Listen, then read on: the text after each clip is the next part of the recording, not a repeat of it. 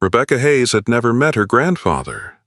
As far as she knew, Walter Hayes had abandoned his family decades before she was born. Then, one cold October morning, a lawyer handed her an old brass key. Walter had left her everything he owned. Not money, not land. Just an abandoned house hidden deep inside Ashwood Forest. And one sealed envelope. The lawyer looked at Rebecca and quietly said, "I've handled estates for 32 years, and I've never seen a request like this." Written across the front of the envelope were just 5 words. "For my granddaughter, Rebecca."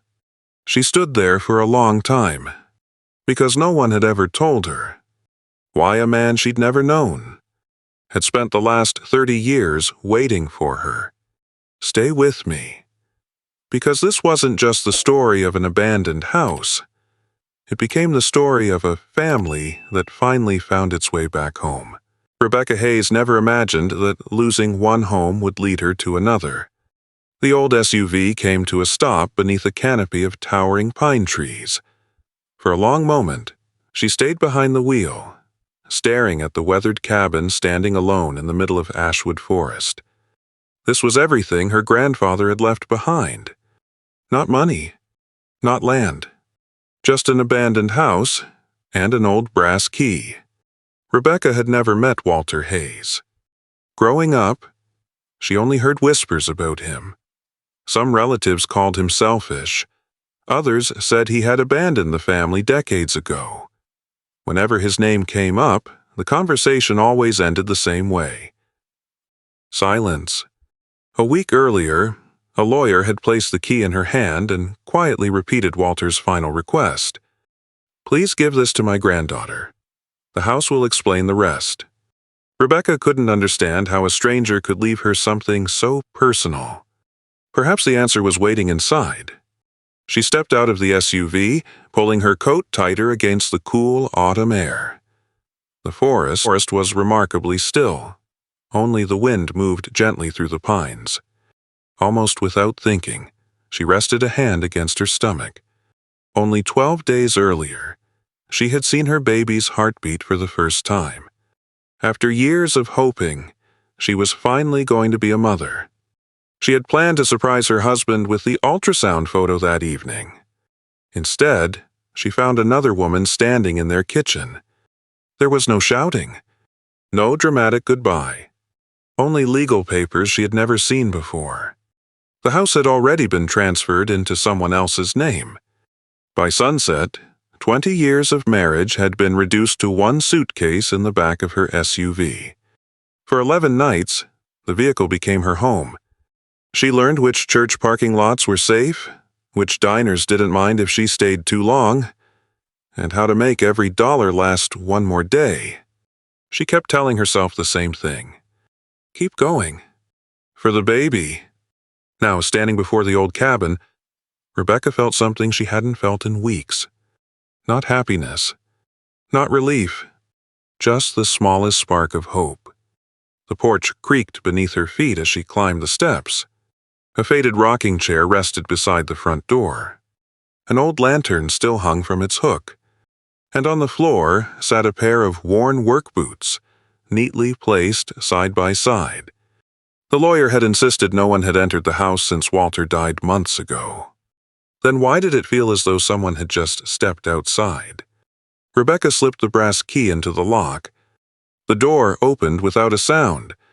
The scent of cedar wood and old books drifted into the afternoon air. In the middle of a small oak table rested a single sealed envelope. There wasn't a speck of dust on it. Across the front, written in careful handwriting, were 5 simple words. For my granddaughter, Rebecca. Rebecca reached for the envelope almost without realizing it. For a moment, she simply stood there, her fingertips resting lightly on the edge of the old oak table. The room was so quiet she could hear the slow rhythm of her own breathing. It didn't make sense. The lawyer had assured her no one had entered the cabin since Walter Hayes passed away nearly 4 months earlier. Yet the envelope looked as though it had been placed there that morning. She turned it over in her hands. The paper had yellowed with age, but it wasn't brittle. Her name was written in careful handwriting that seemed almost unfamiliar, yet strangely comforting. For my granddaughter, Rebecca. No address, no stamp, just those 4 words. She carefully broke the seal. Inside was a single folded sheet of paper. The ink had faded slightly, but every word was still easy to read. If you're reading this, then you've already opened the front door. I'm glad you came. Rebecca read the first sentence twice. Not because she didn't understand it, because no one had ever written to her with such warmth. The letter wasn't long. Walter never explained why he had disappeared from the family. He never defended himself. Instead, he wrote about the house. People think I stayed here because I wanted to be alone. The truth is, I stayed because someone had to remember. Rebecca frowned. Remember what? Before she could continue, something slipped from between the folded pages. A small black and white photograph landed gently on the wooden floor. She bent down and picked it up. The picture showed a much younger Walter standing beside 6 men outside what appeared to be the entrance of an old mine. Everyone in the photograph was smiling, except Walter. On the back, written in the same neat handwriting, were only 2 words. Before everything, Rebecca looked back at the letter. Her grandfather never mentioned the photograph. It was almost as if he expected her to discover it on her own. She walked slowly through the living room, her eyes adjusting to the soft afternoon light filtering through dusty windows. The cabin felt different now, less like an abandoned building, and more like someone had quietly stepped outside, expecting to return before dinner. A wool blanket was folded neatly over the arm of a rocking chair. Reading glasses rested on a small side table beside an open Bible. A ceramic mug still sat near the window, a faint coffee stain circling the bottom. None of it looked forgotten. It looked respected. Rebecca found herself wondering what Walter's mornings had been like. Did he sit in that chair every sunrise? Did he drink coffee while watching the forest wake up? Did he know, somehow, that one day she would be standing exactly where he once stood? The thought caught her by surprise. For the first time in years, she wasn't thinking about the betrayal. She wasn't thinking about the divorce, or the night spent sleeping in her SUV. She was thinking about a man she had never met, and somehow, she missed him. The feeling made no sense, yet it lingered. As the afternoon grew quieter, Rebecca continued exploring the cabin. The kitchen was small but carefully organized. The fireplace had been cleaned before Walter died. Every bookshelf was neatly arranged. Nothing suggested the home of a man who had given up on life. Instead, everything suggested patience, discipline, hope. Then she noticed something unusual. One bookshelf stood a few inches farther from the wall than all the others. At first, she assumed the uneven floorboards were to blame. But when she gently pushed against the shelf, it shifted, only slightly, just enough to reveal a narrow gap behind it. Rebecca's heartbeat quickened. She set the letter down and pressed both hands against the wood. With a soft scrape, the heavy bookshelf moved several inches. Hidden behind it was a small wooden door no taller than her shoulder. No handle, no window, only an old iron keyhole covered in dust. Taped to the center of the door was a yellowed note. The handwriting was unmistakably Walter's. Not yet. Rebecca stared at those 2 words. Not yet. Not never. Not don't. Just not yet. She instinctively placed a hand over her stomach. Somewhere beyond that little door, her grandfather had hidden something important enough to leave behind, and for reasons she couldn't begin to understand. He believed only she was meant to find it. Rebecca stood in front of the hidden door for what felt like several minutes. The note was still taped to the weathered wood. Not yet. She traced the words with her fingertips. almost expecting another message to appear. Nothing. Only silence. It would have been easy to ignore Walter's request. After all, the cabin now belonged to her. Whatever was hidden behind that little door was legally hers. But something stopped her. The same quiet instinct that had convinced her to drive 4 hours into Ashwood Forest instead of selling the property without ever seeing it. Walter had wanted her to find the door. Otherwise, he never would have hidden it behind a movable bookshelf. Yet he also wanted her to wait. That meant whatever answers lay beyond it depended on something she hadn't discovered yet. Rebecca gently pushed the bookshelf back into place. The heavy wood settled against the wall with a soft thud, hiding the secret once again. For now. Instead, she continued exploring the cabin. Every room revealed another small piece of the man everyone claimed had abandoned his family. His bedroom was remarkably simple. A neatly made bed, a wool sweater hanging behind the door, a pair of reading glasses resting beside a stack of well-worn books. Nothing expensive, nothing unnecessary. It didn't look like the home of someone hiding from the world. It looked like the home of someone who had learned to live with very little. On the dresser stood a faded photograph in a wooden frame. Rebecca picked it up carefully. It showed a little girl sitting on an older man's shoulders during what looked like a county fair. The man's face had been scratched away so completely that only the child remained. She turned the frame over. There was no date, no names, only one handwritten sentence. Some memories are safer when they're unfinished. Rebecca felt a chill that had nothing to do with the cool mountain air. Why would Walter destroy his own photograph? And who was the little girl? As she placed the frame back on the dresser, something caught her eye beneath the bed. A small tin box. It wasn't locked. Inside were dozens of newspaper clippings, folded with remarkable care. Most of them were more than 30 years old. Every headline mentioned the same event. Mine disaster claims 12 lives. Families demand answers. Investigation closed. Rebecca carried the clippings into the living room and spread them across the table. The dates all matched. October 1989. One article included the same photograph she had already found inside Walter's letter. The group of miners standing outside the entrance. Only this version had names printed beneath each face. She slowly read them one by one. When she reached Walter Hayes, she froze. Under his name were 3 words: Lead Safety Inspector. Her grandfather hadn't simply worked at the mine. He had been responsible for inspecting it. Rebecca suddenly understood why people blamed him.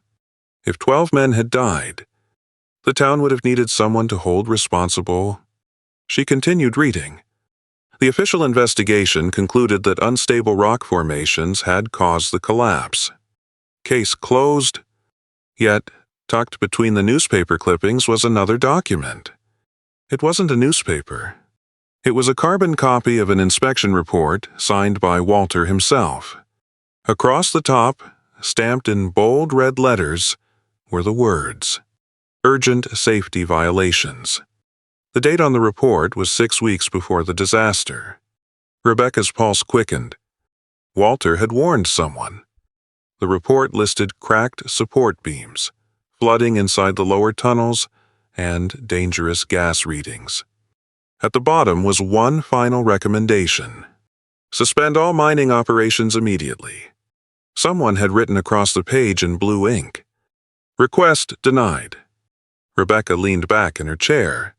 Everything she had believed about her grandfather shifted in an instant. Maybe Walter hadn't abandoned the town. Maybe the town had abandoned him. Outside, daylight faded behind the trees. Long shadows stretched across the cabin floor.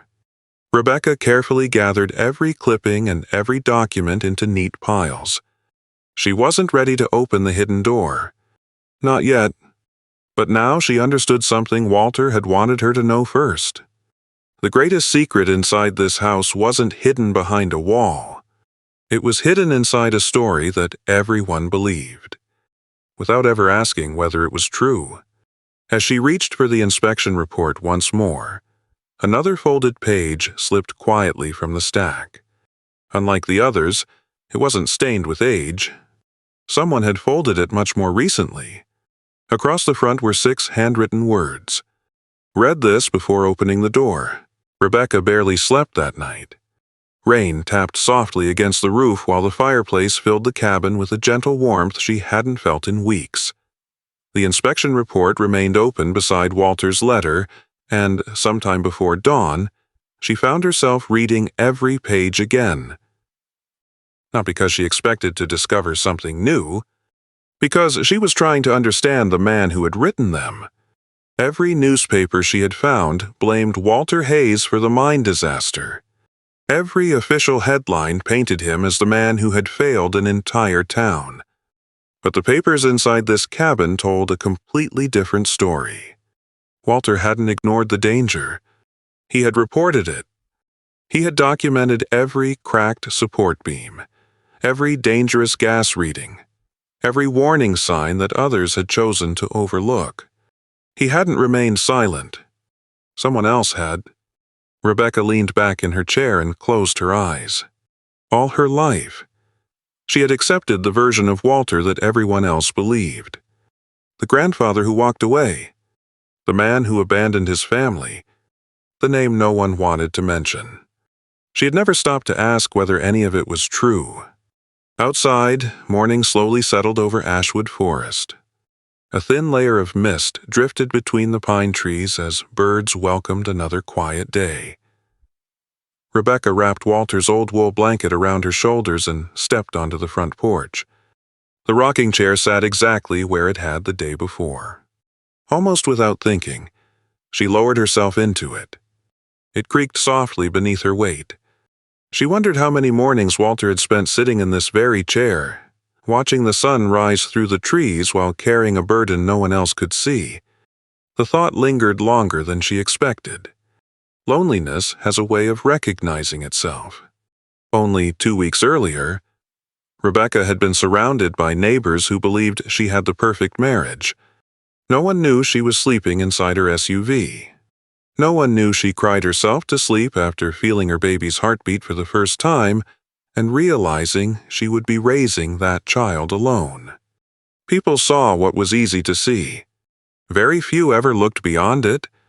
Perhaps Walter had lived with the same kind of silence. Not the silence of isolation, but the silence of being misunderstood. When she returned inside, another detail caught her attention. An old wall calendar still hung in the kitchen. It was open to October. Several dates had been marked with small pencil circles. Curious, Rebecca compared them with Walter's inspection reports. Her heart sank.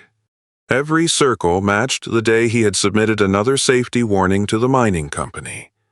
He hadn't been counting down to disaster. He had been counting the days, hoping someone would finally listen. Rebecca stood quietly in the middle of the kitchen. For the first time, she no longer thought of Walter as the grandfather who had disappeared. She thought of him as a man who had spent decades carrying the weight of a truth that no one wanted to hear. She wished, more than anything, that she could have met him. She imagined the two of them sitting together on this porch. She imagined him asking about the baby, telling stories about the forest, smiling in the quiet way kind people often do. It was a strange feeling, missing someone she had never known. But it felt real. Her eyes drifted toward the old brass key lying on the table. Beside it rested Walter's note. The house will explain the rest. Yesterday, Rebecca believed those words referred to hidden rooms and forgotten documents. Now she understood something much deeper. The house wasn't revealing secrets about an old mine. It was teaching her how easily a person's life could be defined by the loudest voices instead of the truth. It was reminding her that reputations can be stolen, just as homes can, just as families can. Rebecca carefully folded Walter's inspection report and placed it back inside its envelope. She wasn't searching for answers simply because she was curious anymore. She wanted to finish the story Walter had never been given the chance to tell. Slowly, she looked toward the bookshelf concealing the hidden wooden door. The fear she had felt yesterday was gone. In its place was something stronger. Trust. Whatever Walter had protected for all those years. He hadn't hidden it from her. He had been waiting to place it in her hands. Rebecca took a slow breath and stepped toward the bookshelf. This time, she was ready to discover why. Rebecca stood before the hidden bookshelf for several long seconds before placing both hands against the weathered wood. It moved more easily than she expected. With a slow scrape across the floorboards, the shelf slid aside, revealing the narrow wooden door once again. The yellowed note was still taped across the center. Not yet. Yesterday, those words had felt like a warning. Today, they felt like a test. Rebecca slipped the folded inspection reports back into their envelope and carefully placed them inside her backpack. Whatever Walter wanted her to discover next, she sensed he had first needed her to understand one simple truth. He had never stopped trying to save those men. Only then did she reach for the old iron keyhole. To her surprise, it wasn't locked.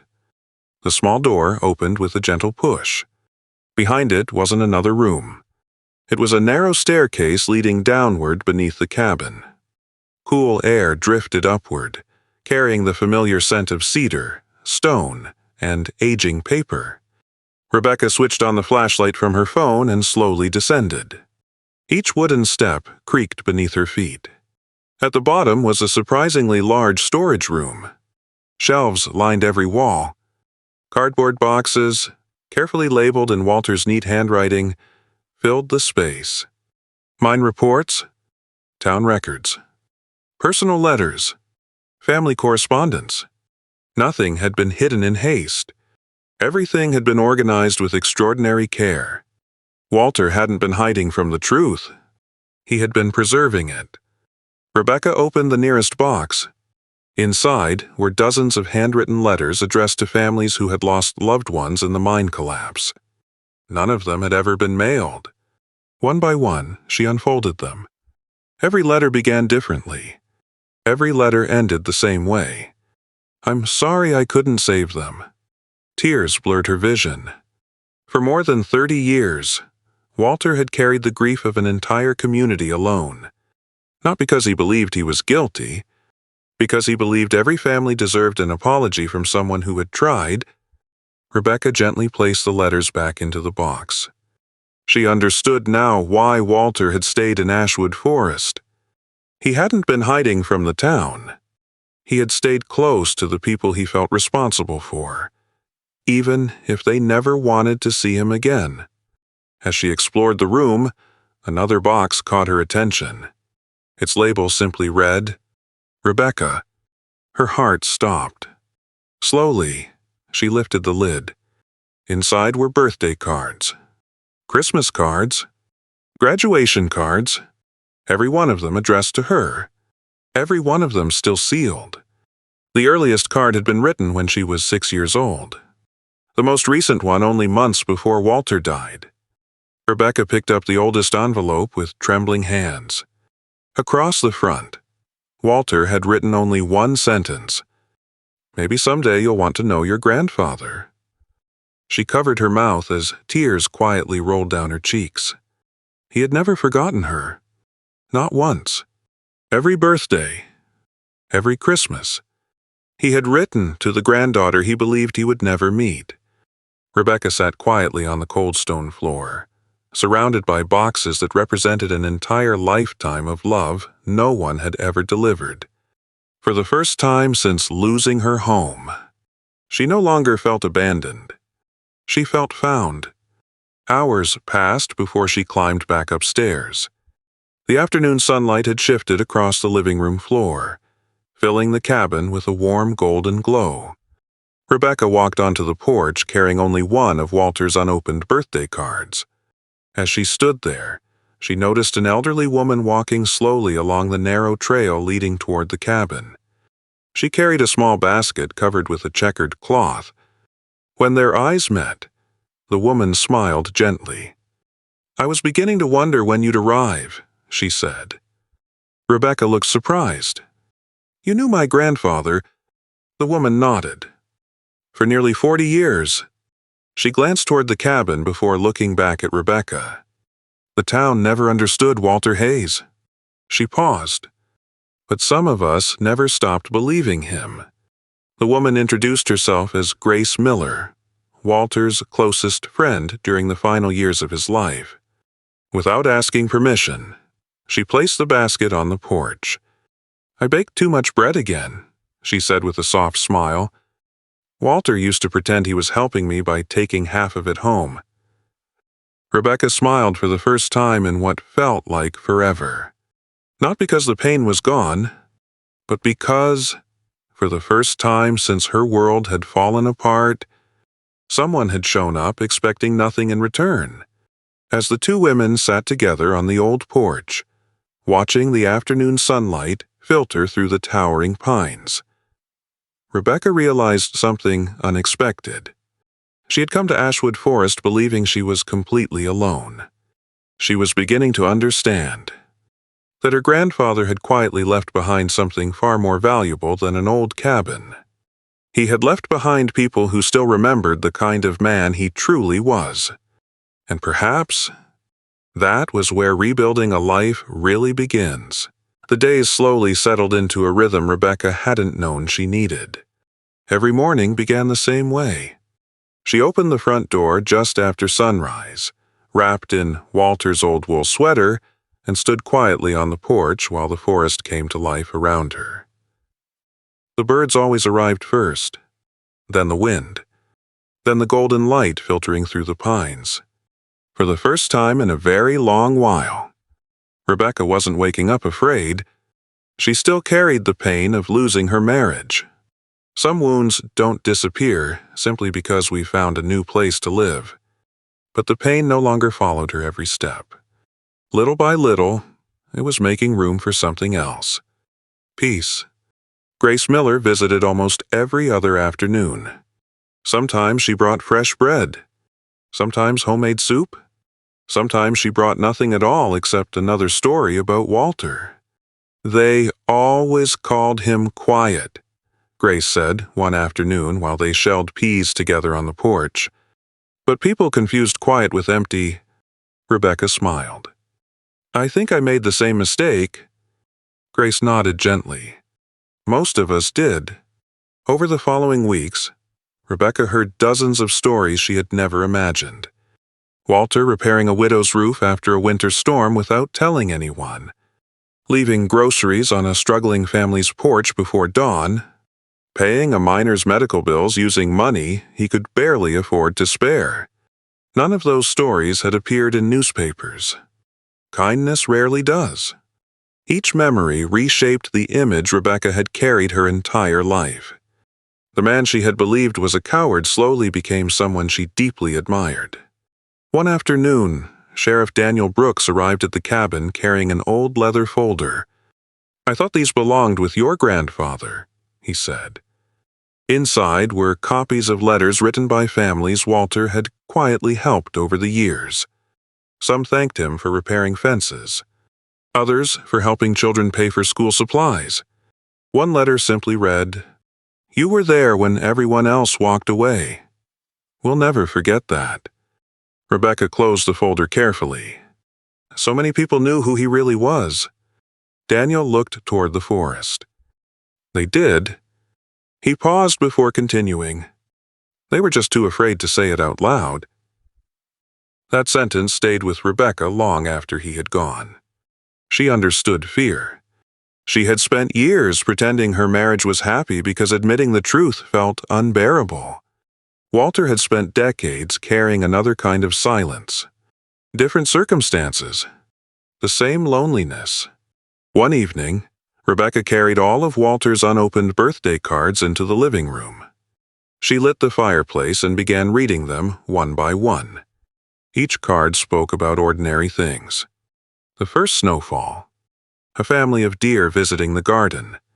a loaf of bread that hadn't turned out quite right. Sometimes Walter wrote about books he had finished reading. Sometimes he simply wished her a happy birthday. Never once did he complain. Never once did he blame anyone.